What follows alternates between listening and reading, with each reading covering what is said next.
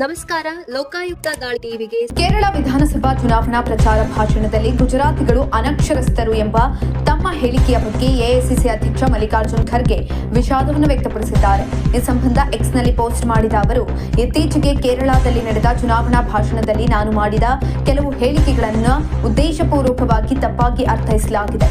ಹೀಗಿದ್ರೂ ಈ ಹೇಳಿಕೆಗೆ ನನ್ನ ಪ್ರಾಮಾಣಿಕ ವಿಷಾದವನ್ನು ವ್ಯಕ್ತಪಡಿಸುತ್ತೇನೆ ಅಂತ ತಿಳಿಸಿದ್ದಾರೆ. ಗುಜರಾತ್ ಜನರ ಭಾವನೆಗಳನ್ನು ನೋಯಿಸುವುದು ನನ್ನ ಉದ್ದೇಶವಾಗಿರಲಿಲ್ಲ. ಗುಜರಾತ್ ಜನರ ಬಗ್ಗೆ ನನಗೆ ಯಾವಾಗಲೂ ಗೌರವವಿದೆ ಮತ್ತು ಮುಂದೆಯೂ ಗೌರವ ಇರುತ್ತದೆ ಅಂತ ಬರೆದಿದ್ದಾರೆ. ಏಪ್ರಿಲ್ 5, 2026ರಂದು ಕೇರಳದ ಇಡುಕ್ಕಿಯಲ್ಲಿ ನಡೆದ ಸಾರ್ವಜನಿಕ ಸಭೆಯಲ್ಲಿ ಮಾತನಾಡುತ್ತಾ ಖರ್ಗೆ ವಿವಾದಾತ್ಮಕ ಹೇಳಿಕೆ ನೀಡಿದ್ದು ಭಾರೀ ಚರ್ಚೆಗೆ ಗ್ರಾಸವಾಗಿತ್ತು.